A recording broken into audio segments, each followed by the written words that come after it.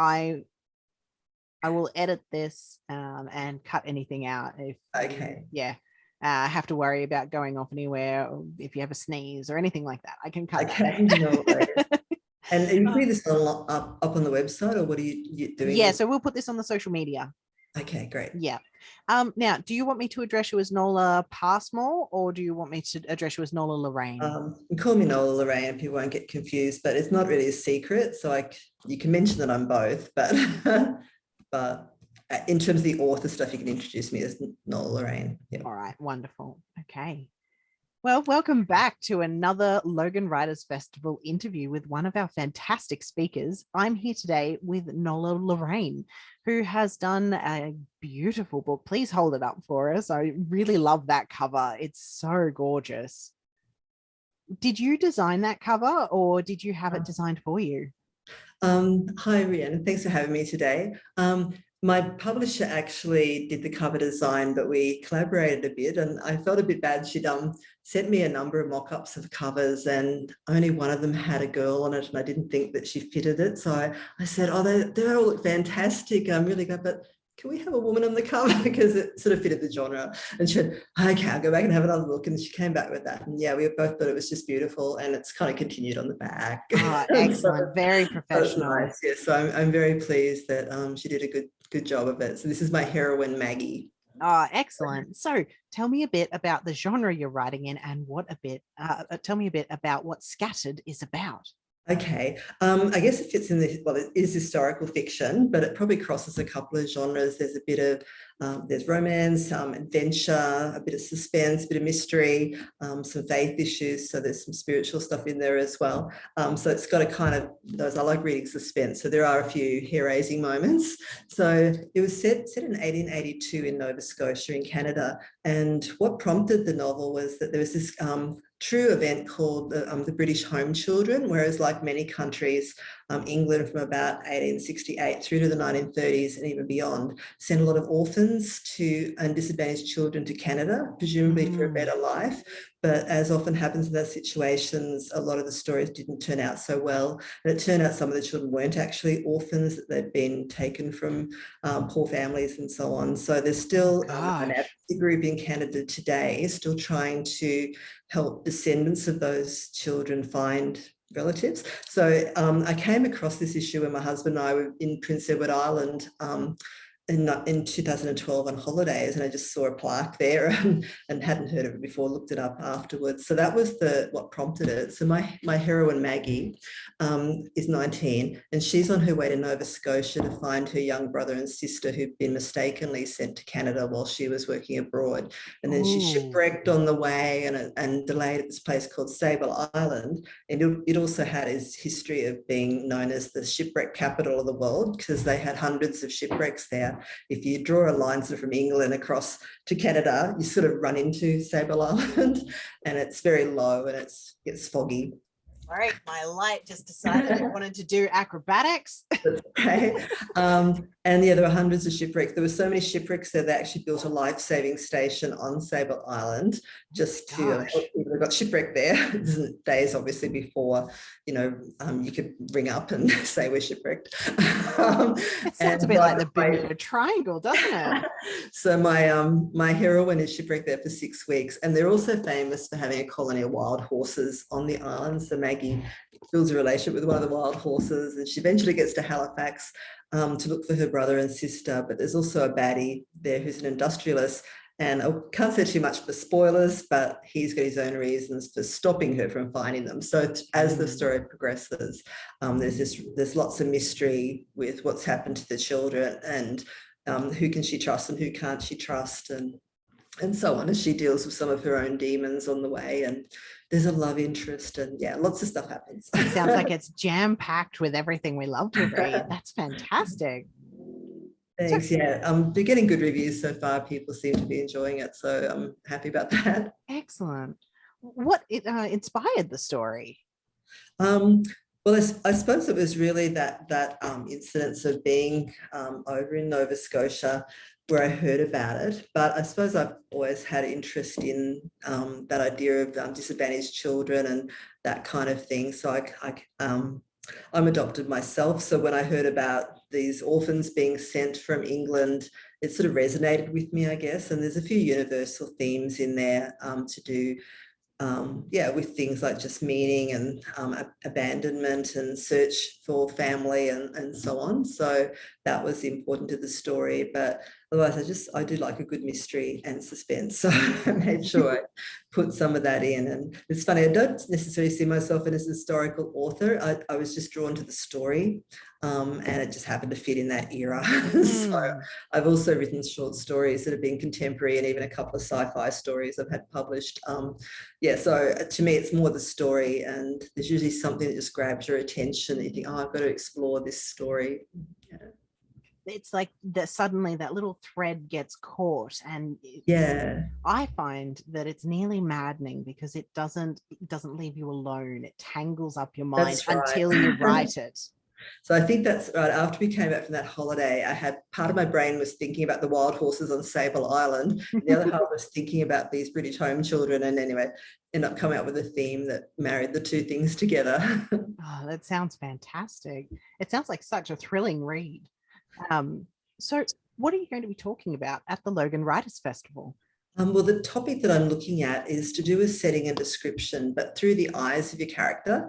And this is something that even if you've been writing for a long time, and myself included, I think every now and then the light bulb goes off and you think, oh, I really get it now. Because a lot of us, when we're talking about setting and description, you learn about how to do metaphors and how to do similes and about the five senses. Don't forget to put in your smells and tastes as well as what you can see and everything. But if you're thinking about the point of view of the character, you have to think, how are they experiencing this environment? So it's not just an objective thing like this is in the environment, that's in the environment. You don't just work out. Yeah, your character is walking through that environment. And this is one thing my publisher and editor, Deb Porter from Breath of Fresh Air Press, she was brilliant in this because on my draft, she kept writing, can you show this from Maggie's perspective? What's Maggie thinking? What's Maggie? And I'm thinking, I am showing it from Maggie's perspective. And then suddenly the light, oh, I get it what she means. She's not talking about point of view. She's talking about how's Maggie experiencing this environment. So if you think about, if any of us, say you're down Logan, if we walk down Logan around suburbs or whatever, somebody who's a local resident very familiar with it will experience it differently from a visitor. Time of day, if it's 11 o'clock at night, you'll experience it differently than if it's middle of the day. Your own interests, things that might strike you like artwork, you might notice a mural or you might notice a nice carving or something, whereas, so basically, even if you're having a good day or if you're in a rush or if you're a bit upset about something, all of those things will affect how you move through that environment. So in my talk, I'm going to try to bring that up. There'll be a little bit on how do you actually do setting and description, but most of it will be on how do you actually show this setting and description through your character, because that will bring it more alive for people. You see how they're experiencing it, and hopefully you can enter the environment with your character and walk through it with them. That is such a fascinating topic, because the phrase show don't tell is loudly proclaimed everywhere, as well as never use an advert. If you've got ly in your story, you've done it wrong. It is now and again. I don't like those rules, but some of the best works of literature have a lot of tell. But again, when you come from the perspective of the character, and what they're naturally doing, what they're naturally feeling in that environment, you don't have to tell everything. So just like your example, if you walk down your normal street, maybe you have that one yard that's really overgrown with grass. So you notice that one yard, but you don't notice all the pristine ones unless they stand out. Your character isn't going to know the texture of the painted mural unless they're touching it, and they're not going to touch it unless that's part of something that they're going to do.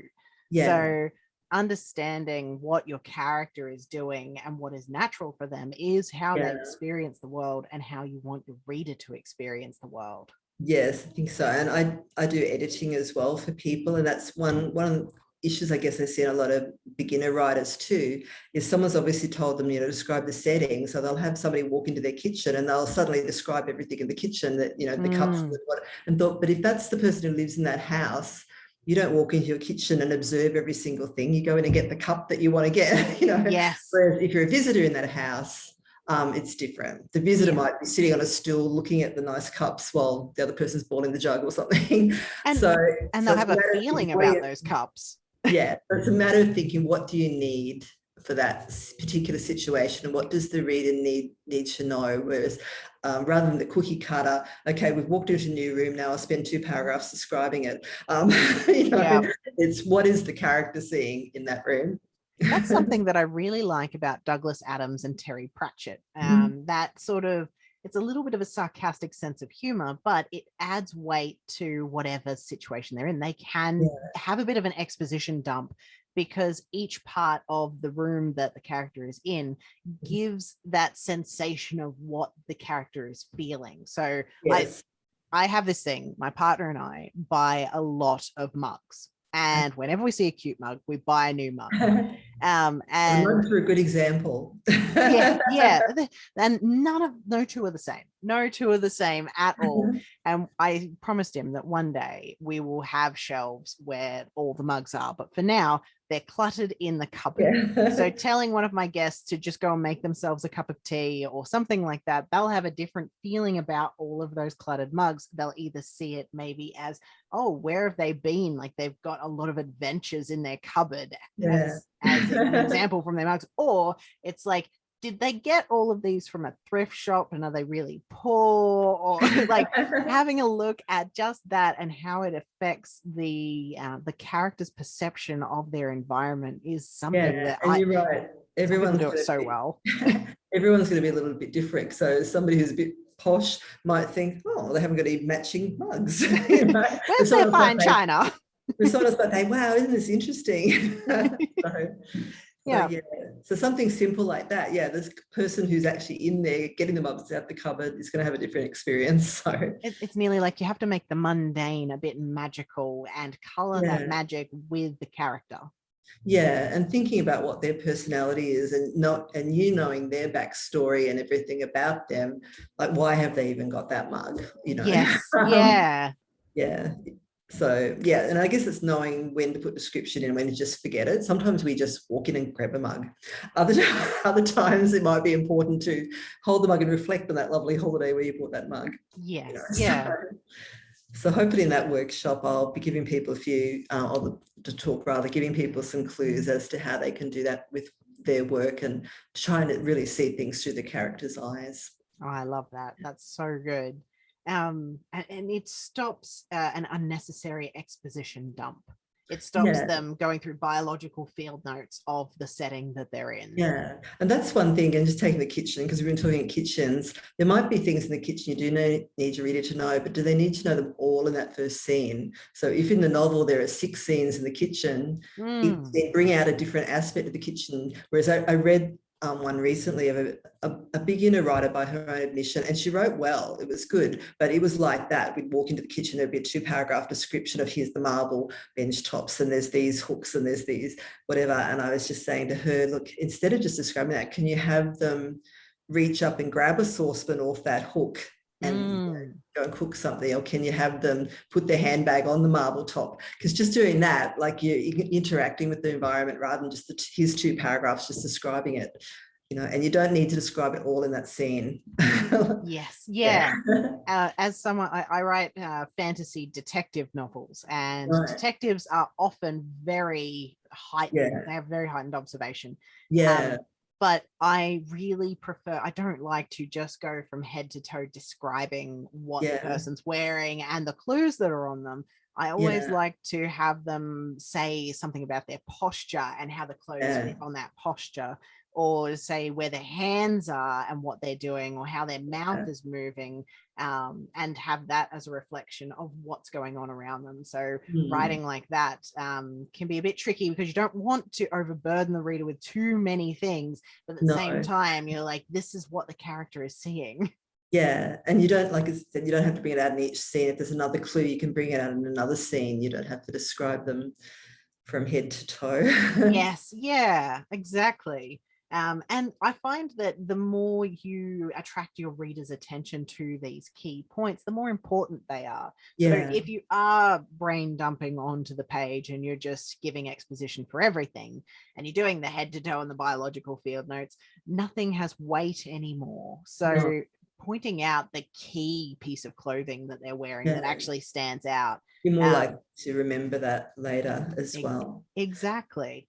I remember a published book once that I read and I abandoned by about the 50th page because I think someone had obviously given this author advice, you know, you must describe your characters, but almost like every time a character was introduced, it was almost like, you know, Sally looked out the door and saw a middle-aged, portly woman walking towards her. The woman was wearing a plaid skirt and a white button-up top, and she had a red hat on her brown curls. And, you know, and it was like that. And we have about 3 sentences of that. And it was like that every time a character walked in, and I thought, oh, I'm just not going to persist with this novel. Yeah. Because, we don't need to know all of that every time someone walks in the room. Tell us what we need to know then, and tell us something else about them later. Yeah.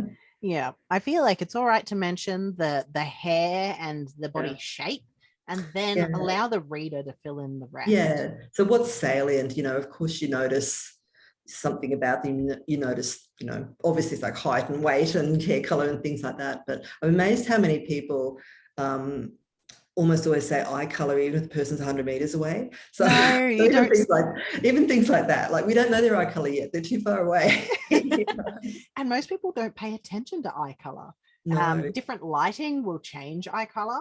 Yeah. So unless the characters are actually quite close, they're not going to notice. No, and it's interesting, even if you think of the people you work with or whatever, or even your circle of friends, if you had to actually sit down and write down all their eye colours now, you probably wouldn't get them all right. Oh gosh, no, not at all. Not even close. But everyone mentions eye colour. So yeah, you know what? You're making me think about that, because I mention eye colour a lot, but I always like to add something that sort of like the eye color is nearly a flare of their personality rather than just brown or blue, because blue eyes and blonde hair, or blue eyes and black hair is very popular. And again, you might not mention the first time, but if you're having a heart-to-heart conversation with them and you are looking at them a lot, you might notice the brown flecks in their blue eyes or something. Yes, but not if they're 100 meters away on a horse, which I've seen some people do. I feel like, particularly with eye color, it's kind of like it's more the shape of the eyes and the feeling that the eyes give you, rather than the color. So you can say something like piercing blue, but the emphasis is on the piercing more than the blue. Or smiling, and like the smile reaching the eyes means more than the green. Oh, that's so fascinating. Oh, this is going to be such a good talk. I'm really looking forward to hearing it. I'm sorry. And I'll have lots of some good examples from other authors and so on. So when you know what to look for, you can sort of be reading things in a different way too, and seeing how that person brought that aspect out. And then you can try it on for yourself as a writer as well. So seeing how other people have written. I have a lot of writers in our circles that don't have very much confidence, so they're not yet authors, and they always, but they write so well, and I'm like, that's great. Now you can do the same because you've identified it. It probably took them, they don't realize it might have taken them 10, 20 drafts to get it like that as well. Don't get it all in your first draft. Or that they plucked it from someone else's inspiration. And you're not like copying somebody else, but just if you can immerse yourself in those writers who do a really good job of it, it does make a difference. So I'll be giving some of those examples during the talk, and hopefully give people a bit more idea of how you can do this well. We can always aspire to those great writers. I love that, because being a writer and being an author means that you can see the world through a completely different lens and share that with others. So, excellent. Well, thank you so much for joining me today, Nola. I'm really looking forward to your talk. I think that will be one of the most valuable talks for all of our budding writers to help level up their writing. Thank you. Hopefully it's pitched at wherever they're at, because I find it's something that advanced writers need to be reminded of as well. So whether you're a novice writer and this is the first time you're hearing this sort of thing, or whether you've even already had some books published.